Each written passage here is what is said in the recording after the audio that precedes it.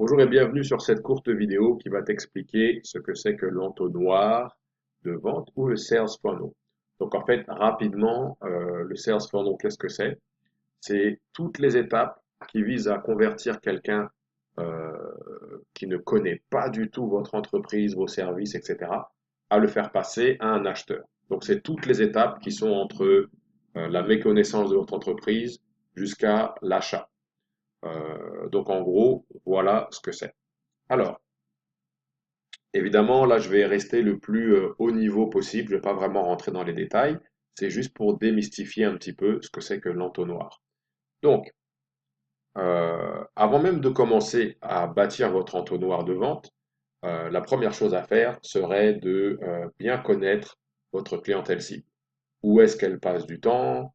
Euh, Quel est son budget? Est-ce que ces personnes-là sont en mesure de se procurer vos produits et services? Ont-ils envie de vos produits et services, etc. Donc, tout ça, c'est important parce que ça va nous permettre de cibler, déjà, un, de créer une marque qui parle à vos clients potentiels, et deux, ça va nous permettre de cibler ces gens-là lors de différentes activités. Donc, on pourrait créer des campagnes, on va créer des sites web, ou on va créer une landing page, on va envoyer des emails, on va créer des vidéos peut-être. Donc, tous ces éléments-là doivent parler à votre clientèle cible. Donc, c'est très important. Alors, ici, vous avez les étapes du funnel sur le web. Évidemment, je suis resté, comme je vous l'ai dit tout à l'heure, à haut niveau. Donc, ici, vous avez les étapes. Et à gauche, tu as les éléments qui peuvent permettre de réaliser ces étapes du mieux possible. Donc, première étape, envoyer du trafic qualifié vers le site web. Ok, ça, c'est très important.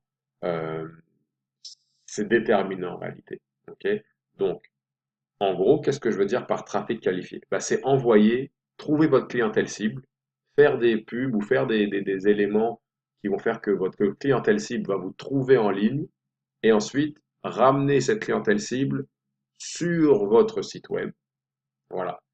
Donc ça, c'est la première chose à faire. Comment est-ce qu'on fait ça? Bon, bah, on peut passer par le référencement de site web. Donc, c'est ce qu'on appelle le SEO. Donc ça, c'est toutes les techniques qu'on va mettre en place pour que lorsque un nouveau visiteur tape un mot-clé sur un des moteurs de recherche dominants, il va rapidement trouver votre site. OK? Et on sait qu'il est qualifié parce qu'il a tapé des mots-clés, donc on prend pour acquis que s'il a tapé certains mots-clés, il recherche un produit ou un service. Donc ça, c'est le SEO. Le SEM, c'est sensiblement la même chose, sauf qu'au lieu de travailler fort sur le site pendant plusieurs mois afin d'y arriver, on choisit de payer les moteurs de recherche ou de payer les réseaux sociaux pour que ces gens-là montrent notre campagne publicitaire ou notre annonce sur leur réseau. Voilà, c'est très simple.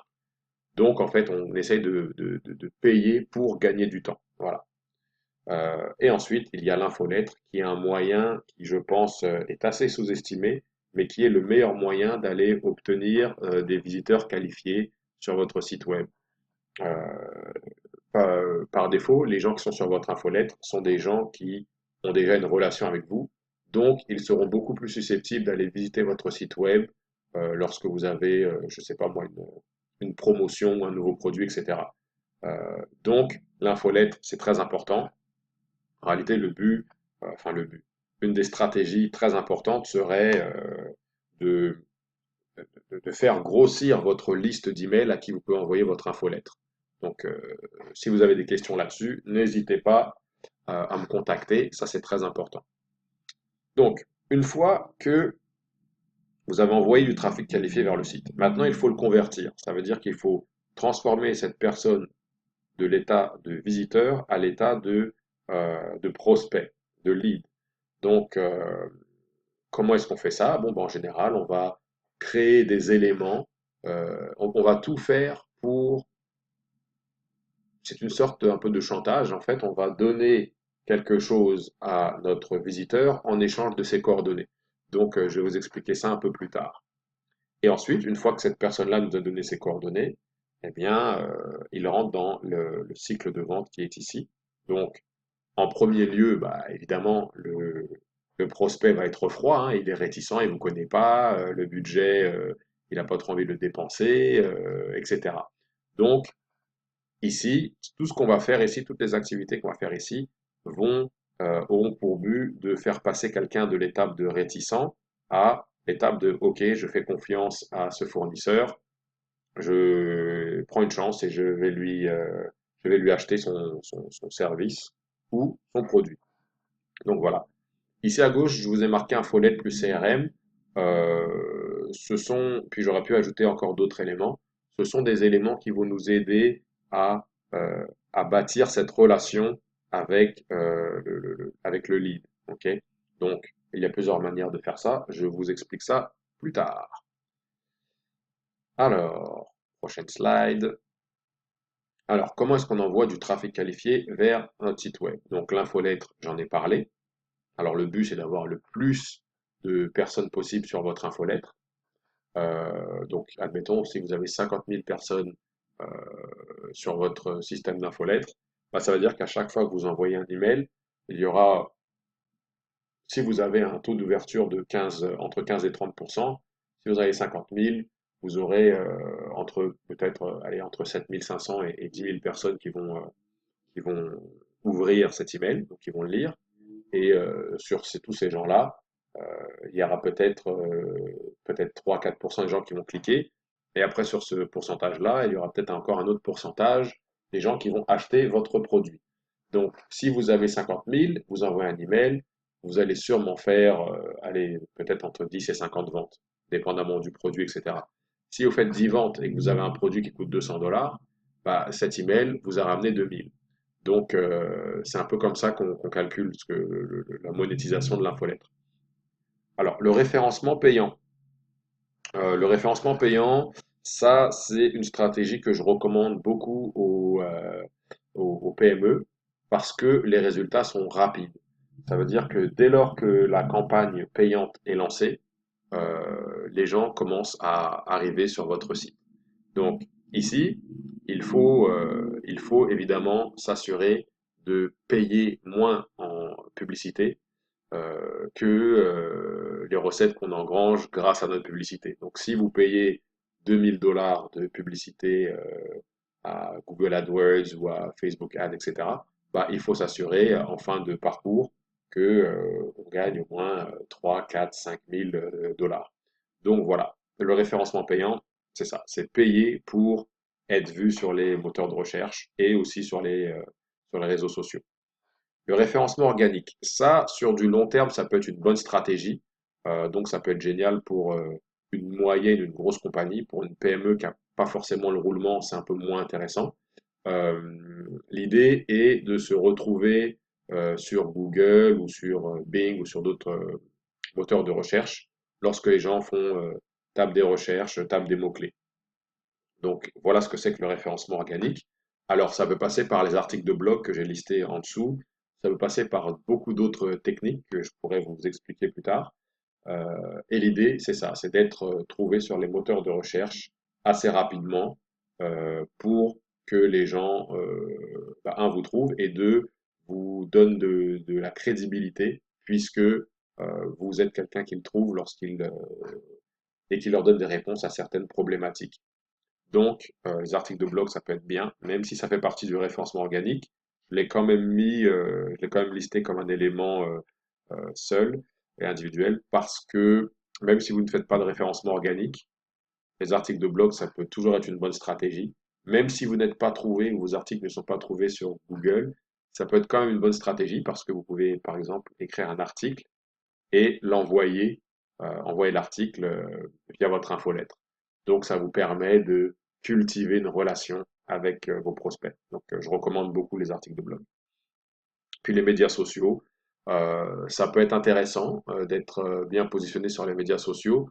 Par contre, pareil, je vous recommande l'infolettre beaucoup plus parce que les médias sociaux, vous n'avez pas le contrôle. Du jour au lendemain, ils peuvent changer leur algorithme, ils peuvent changer, à savoir qui verra ou ne verra pas vos publications. C'est déjà un peu le cas avec Facebook. Donc, les médias sociaux ne sont pas vos meilleurs amis dans ce sens-là. Ce sont de bons amis pour faire du référencement payant et obtenir des leads, de moins bons amis pour communiquer avec votre liste de prospects. Alors, étape numéro 2, convertir les visiteurs en prospects. Alors là, il faut donner rapidement aux visiteurs ce qu'ils veulent, ok, sur votre page. Donc moi, j'aime créer des landing pages, donc des pages qui n'ont pas de menu, des pages où j'envoie du trafic qualifié. Et ce que je fais après, c'est que je fais tout ce que je peux pour que les visiteurs me donnent leurs coordonnées. Donc, je fais du chantage. Je leur propose quelque chose qu'ils ne veulent pas vraiment refuser en échange de leurs coordonnées. Ok. Donc, c'est ça, c'est l'offre irrésistible dont je parle ici. Alors, qu'est-ce qu'on peut donner ici comme offre? Des livres blancs, e-books, c'est à peu près la même chose, un essai gratuit, un rabais, peut-être une soumission gratuite, une soumission instantanée, enfin, ce qui va faire plaisir ou ce que votre clientèle cible désire vraiment, bah, c'est ce qu'il faut que vous vous donniez rapidement. Voilà. Alors, je vous ai mis un exemple ou deux. Donc ici, c'est une landing page que j'ai créée pour euh, un de mes clients, Plomberie Normco. Donc ici, ce qu'on voit rapidement, c'est que dès qu'on arrive sur la page, sans avoir même à descendre, donc à scroller, bah, on voit rapidement le numéro de téléphone du client, voilà, en gros, et en dessous tout de suite, soumission gratuite, parce que nous savons que bon, voilà, il y a sûrement une catastrophe, c'est quelqu'un qui a besoin d'un chauffe-eau ou d'un problème de plomberie, et donc c'est sûrement quelqu'un qui va appeler ou qui n'a pas besoin de se balader pendant 10 minutes pour prendre une décision. Là, c'est une urgence, on veut rapidement un appel ou on veut des coordonnées. Bon, bah, ce client reçoit entre 3 et 4 leads tous les jours grâce à ce mécanisme-là. Donc c'est assez simple. Voilà. Alors, étape 2, bon, exemple 2, pardon. Là, c'est notre site web, donc DMS. Alors ici, lorsque les gens arrivent sur la page, j'ai mis un petit peu de design. Pourquoi? Parce que je fais du site web et donc ben, il faut montrer aux clients que nos sites web sont jolis. Donc j'y ai été avec quelques étapes en plus, c'est-à-dire que j'ai mis un peu de texte en dessous que vous ne voyez pas maintenant. Euh, je vais vous montrer ça rapidement. Donc, on va aller sur le site. Hop. Voilà. Donc ici, voilà, j'ai mis un petit peu d'animation. Les gens aiment ça. Et ensuite, je dis obtenir une soumission gratuite. J'ai mis un petit peu de texte pour agrémenter tout ça. Mais en réalité, le seul élément important pour moi, c'est ce formulaire de contact et, quand vous arrivez en haut, le calculateur de prix. Donc les gens, ils veulent avoir un prix. J'ai mis en gros calculateur de prix ici. Et voilà. L'idée, c'est d'obtenir les leads. Donc lorsque les gens terminent leur processus de terminent leur processus, on va faire ça rapidement. Hop, hop. Donc il y a trois petites questions, c'est assez rapide. Voilà, pas besoin. Hop. Et là, je dis aux gens, OK, votre devis est prêt, donnez-moi vos coordonnées. Voilà. Donc pareil, c'est cette même idée d'avoir les coordonnées. Donc moi, je leur donne ce qu'ils veulent, c'est-à-dire un prix, en échange de leurs coordonnées. Voilà. Alors, l'étape numéro 3, suivi avec le prospect. Ça, c'est une étape très importante. Donc, assez rapidement, évidemment, il faut rappeler les prospects, parce qu'il y a sûrement des prospects qui sont très intéressés, qui veulent un produit ou un service tout de suite. Et ensuite, il y a un suivi. La plupart des suivis vont être un peu plus longs. Donc, des prospects ont besoin d'éducation, ont besoin d'être rassurés, ont besoin de voir que vous êtes un expert, ont besoin de voir que vous n'êtes pas un escroc, etc., etc. Donc, tout ça, tout ce suivi doit être fait. Et donc, dans l'étape numéro 3, ce qui est important, c'est d'avoir les bons outils en place et les bonnes méthodologies pour que ce suivi soit efficace, afin que vous ne perdiez pas trop d'argent et que vous n'oubliez rien et que vous ayez l'air d'être Superman qui est toujours là pour les clients. Donc, voilà, c'est l'étape la plus importante. Donc, vous allez éduquer le prospect, vous positionner et, bon, évidemment, ils vont envoyer des soumissions, des propositions. Donc, vous pouvez faire ça très simplement. Et en même temps, on peut aussi faire un processus un peu plus élaboré. Donc voilà un peu. Si vous avez des questions, n'hésitez pas. Envoyez-moi un email, textez-moi, il n'y a aucun problème. Je vais vous répondre.